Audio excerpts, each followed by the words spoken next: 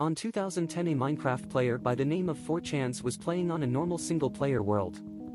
Due to the computer limitations at that time, he was playing on a low render distance. As the player was exploring and enjoying a peaceful game, he saw a figure that looked like the player in the distant fog. The figure was not moving and was constantly stalking the player. The figure had white eyes, and then the figure suddenly disappeared. Without hesitation, the player was on Reddit and talking about the incident with others. The only evidence at that time was a simple image that was taken. This is the story of Herobrine, a Minecraft legend said to be Notch's dead brother, Herobrine. For a lot of veterans, this will bring you back to the old Minecraft era. For the new players, you may be wondering, or heck heard the name. Today we discuss who he is and what happened to him. Minecraft is now owned by Microsoft and has a lot more resources to put into their games with gameplays, updates, hype around it, but it wasn't always like that. The old era, or the developer of Minecraft, wanted to make a simple project about games, and Minecraft was born. There was a small community playing the game. Back then, the ambience of the game was much more eerie. Night times were really scary, smooth lighting wasn't a thing. Notch kept adding updates, but the players didn't seem to bother about the new things or changes to the game. It had a weird aura about it. You won't know what you may find while making a new world. There would be lots of bugs and glitches. Now that we have established a basic knowledge of what was the game situation back then, let's see the first sighting of Herobrine. It's August 13, 2010. A player uploads a post to Minecraft Wiki. The version is 1.0.16. Here is a video of Retro Gaming Now describing the incident. I had recently spawned a new world in single-player Minecraft. Everything was normal at first as I began chopping down trees and crafting a workbench. I noticed something move amongst the dense fog. I have a very slow computer, so I have to play with a tiny render distance. I thought it was a cow, so I pursued it, hoping to grab some hides for armor. It wasn't a cow though. Looking back at me was another character with a default skin, but his eyes were empty. I saw no name pop up, and I double-checked to make sure I wasn't in multiplayer mode. He didn't stay long. He looked at me quickly and ran into the fog. I pursued out of curiosity, but he was gone. I continued on with the game, not sure what to think. As I expanded the world, I saw things that seemed out of place for the random map generator to make. 2x2 tunnels in the rocks, small perfect pyramids made of sand in the ocean, and groves of trees with all their leaves cut off. I would constantly think I saw the other player deep in the fog, but I never got a better look at him.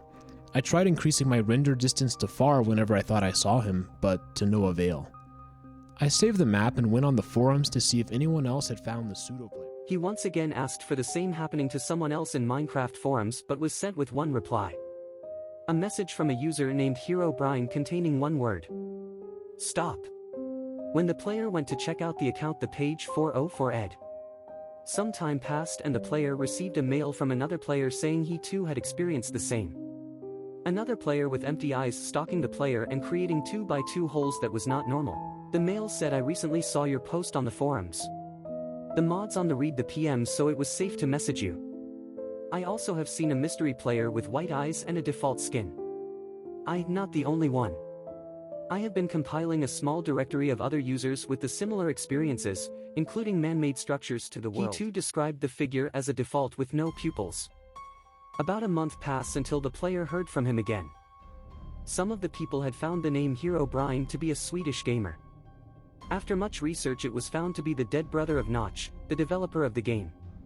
He emailed Notch about his brother, and after a long time he got a reply. A short one to say the least. It said, "I did, he is no longer with us." Some time passed and people were speculating whether Notch added Herobrine as a friend, a foe, no one really knew. But one incident that took place ignited this whole thing on fire. A player by the name of Copeland was playing and uploaded this image. At first glance it looks like a nice house built into the cliff, but there is a figure that is not the player below the cliff. This added more proof about the existence of Herobrine. A few days pass by and Copeland is streaming and enjoying the game. When suddenly, as he walks through 1x2 hole in his house, he finds a mysterious figure with, won't you know it, without pupils. He immediately posted this to Minecraft forums, and then people started to believe it. Now that we have most of our evidence, let's start piecing together the story. Another user by the name of Patimus was live streaming where he saw Herobrine floating across the lava, but the live stream feed stopped for a second, removing most of the evidence. We could only see Herobrine for a short second. This clip is also lost to time.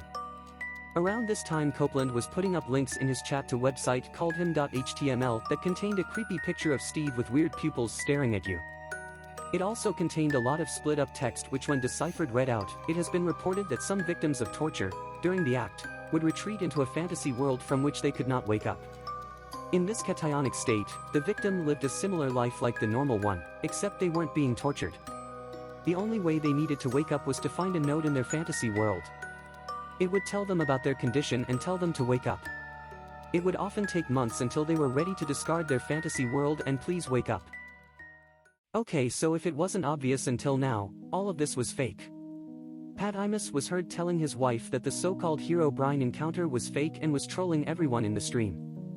Copeland kept saying the sighting of Herobrine was true until 2012, when in an interview he said, "It was just a retextured painting."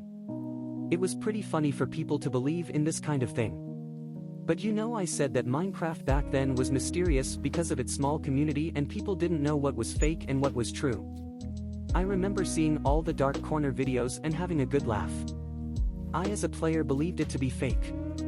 But at the back of my mind I had always wondered, that was Herobrine ever real? Were all the rumors, clips fake? And many of you who were player back then know about what I'm talking about. Notch also stated that later on Twitter, that he had no dead brother and had no intentions of adding it to the game. Everything about Herobrine was all fake, right? Well, things started to get interesting after the incident had almost died out. Minecraft Beta 1.6.6 is released, and with that comes new features including, but the final lines of the new things added to Minecraft say removed Herobrine. Not satisfied? The next version 1.7 said removed Herobrine. Version after version after version after version said removed Herobrine.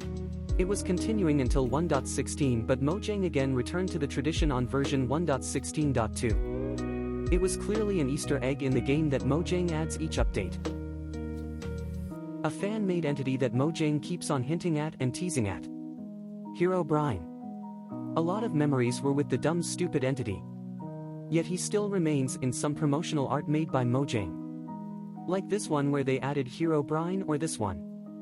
There are many of those images. Here are some examples.